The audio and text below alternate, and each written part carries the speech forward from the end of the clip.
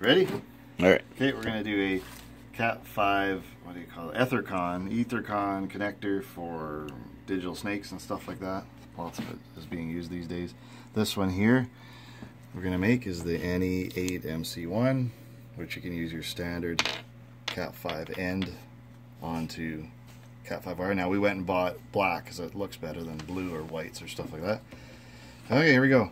So first off, you want to strip the excess around. You want to be real careful so you don't dig into any of these wires. Pull a whole bunch back, like 2 to 3 inches back. Okay, now you got your 4 wires. And this little thing here, we call it the panty. And you don't want that in there right now. That's to peel. Oh, drop her down now. Great. So you pull this if you want to add more. Like you can actually use this to peel the wire down, but we don't need that at all. I don't have a lighter to burn that off. Oh, there it is. I just melt this off real carefully. More. Okay, now we're going to make, what was that?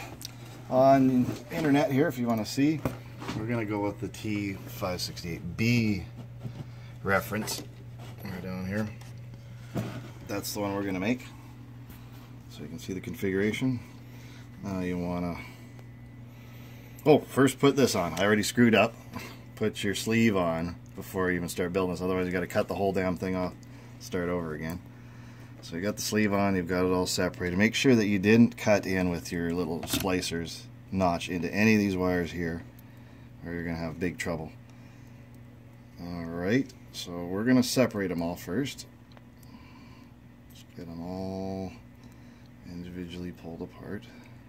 And you can fast forward if you don't want to watch this. Blah, blah, blah.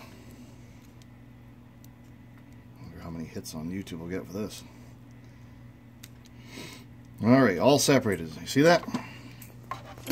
Here's my trick to make them all fit into the Cat 5. So we'll get them in order first. The panty's still there. Let's melt them off some more. Well, they don't melt the wire too. Get them in that configuration. So we're going to go orange, white, orange, green, white. It has to get all the way over there. Orange, white, orange, green, white, blue, blue, white. See that it's not crossed over or anything. There we go. Green, white, brown, brown. Now that's the order I want to make it. So they're all crinkly. Orange, white, orange, green, blue, blue, white, green, white, brown, brown. Now here's my trick that gets them all evened out. I just go like this on the surface. Just keep doing this a few times. Now they're all evened out. I'll take a look. Orange, white, orange, green, white, blue, blue, white, green, white, brown, brown. Okay, we're ready to snip this down. And make sure you get an even cut. It shouldn't be cut and side to side or anything. A nice straight cut. And you want to make sure that the jacket, you cut it low enough so that you crimp down on the black part of the jacket, or blue, or whatever kind of Cat 5/6 you're using. Alright, we're going to go this low. Try it. Nice and easy. Nice and even there. Let's take a look how far down we got. That might not be enough. We're going to go with it. Now you want to put it with the tab facing down while you're looking at that. So tab facing down is your first color, orange, white, orange, green, white, blue, blue, white, green, white, brown, brown. Now you're watching it as you go in. See if it goes into the markers. There we go. A little tricky sometimes. It's not going. There we go, went in. Okay, so I still look at it before I crimp it. Holding it up, get lots of light to see. Orange, white, orange, green, white, blue, blue, white, green, white, brown, brown. Looks good. Now if I can get it to go a little bit more, so I can grab some of the black jacket on there. I'm left-handed, so this thing's a right-handed device. Get your crimp tool. I'm using this brand, Ideal 30-696. Seems to work okay. It's got telephone and Cat 6, Cat 5. Throw her in there. Keep holding it all the way in there, the tension. If you're unaware, that making sure that it's all the way through there, you can see if the little ends are all the way to the front of the connector. Keep holding it, and then you just give her a nice hard crimp down both hands and it'll reset. I do it twice, I don't know why. There. Okay, you can take a look at it again. Alright, our next step. I bought this little cheesy Chinese tester. You gotta test them every time. So you put one end on this thing and it doesn't matter where the connectors. I've got this one all together here. And then you just want to watch your lighting configuration going by.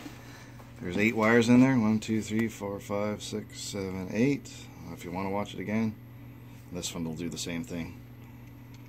If you're running this cable through a wall and you want to go test one of these are on eBay. Okay, it's a pass. I trust that cable. And we're just going to show you one end here.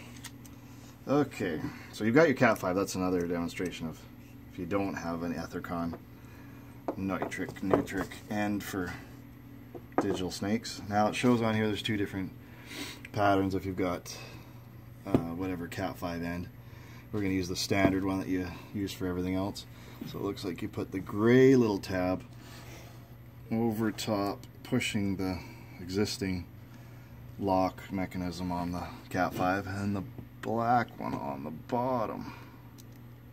And you're holding them like that.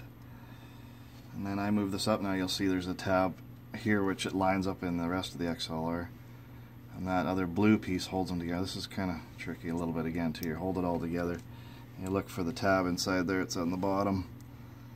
And it actually sits like that. You're sliding all those parts in there. Take a look at it. Make sure it's through. It's not going to lock in that tab anymore from the Cat 5.